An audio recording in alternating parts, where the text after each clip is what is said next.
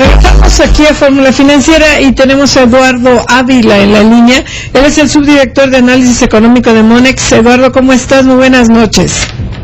Hola, buenas noches.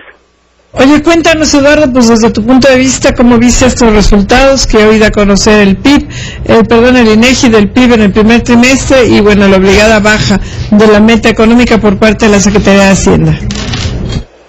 Sí, pues bueno, la cifra que nos dio a conocer el INEGI de 1.8%, bueno, es una cifra que de inicio quedó por debajo de las expectativas de los analistas, pero lo realmente importante es ver la cifra quitando el efecto calendario, es decir, el INEGI nos da las cifras para poder hacer esta medición y lo que encontramos es que el crecimiento anual no fue del 1.8, fue del 0.6%, lo cual nos explica el por qué no solo tanto el gobierno, llámese Banjico y Hacienda, sino también analistas estarán haciendo revisiones a la baja en sus pronósticos de crecimiento para este año, es decir, el consenso está esperando actualmente un 3%, pero definitivamente esta cifra no se va a mantener en este nivel, se va a revisar a la baja.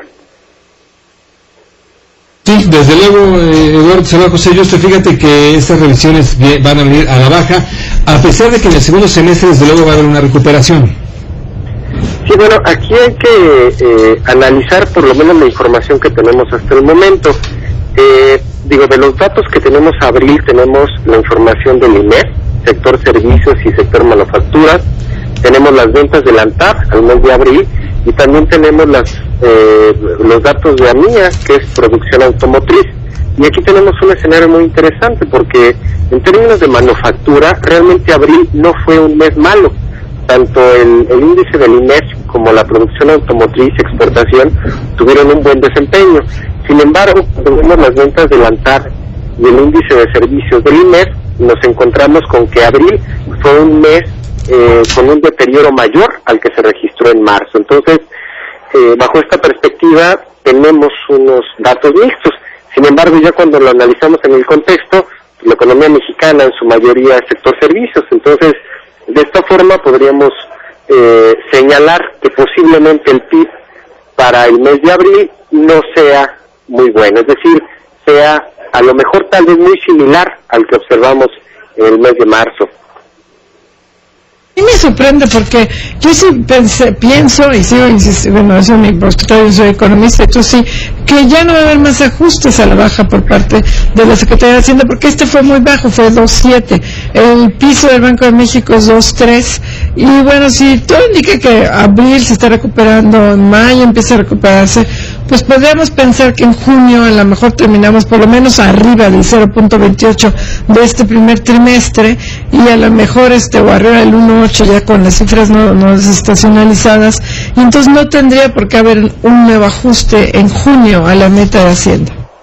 Bueno, aquí hay algo muy interesante porque vamos a partir de que el primer trimestre de este año fue con un crecimiento ajustado por calendario del 0.6%. Vamos a suponer que en el segundo trimestre de este año la economía creció mucho más, creció inclusive un 1%, que bueno, es bajo, pero definitivamente es mucho más grande que el del primer trimestre. Si tenemos estas cifras, significa que para alcanzar un crecimiento del 2.5% de todo el año, la economía tendría que crecer más del 4% en la segunda mitad del año. Entonces, pensar en un crecimiento superior al 4% en estas alturas, obviamente suena un poco complicado, puede ser alcanzable, pero si las cifras de abril, mayo y junio no nos indican esto, entonces quiere decir que no va a haber elementos para pensar en una recuperación importante y sobre todo vigorosa en la segunda mitad del año, que es lo que podría traer como consecuencia estas revisiones. Entonces, prácticamente estamos hablando que estos meses de datos económicos a publicarse de abril, mayo y junio, si no se muestra una recuperación verdaderamente significativa, las revisiones a la baja van a tener que venir por cuestiones aritméticas, es decir, no vamos a poder esperar crecimientos mayores al 4 o 5% en la segunda mitad del año, sobre todo con que Estados Unidos está revisando a la baja en estos momentos su crecimiento. Estados Unidos tenía al inicio del año un crecimiento esperado del 2.7, 2.8, y está revisando actualmente a un crecimiento del 2.5. De hecho, la próxima semana podríamos tener la noticia de que Estados Unidos, su primer trimestre, es negativo. Fíjate que este es un tema, lo que estamos esperando para este pronóstico del crecimiento de México, una expansión en Estados Unidos del 2%. La verdad es que no le fue nada bien el primer trimestre por temas, sobre todo lo batallan al climáticos, pero ¿tú cómo esperas que sea esta recuperación de Estados Unidos? ¿Sí la esperas por encima del 2% o no llegaremos a eso?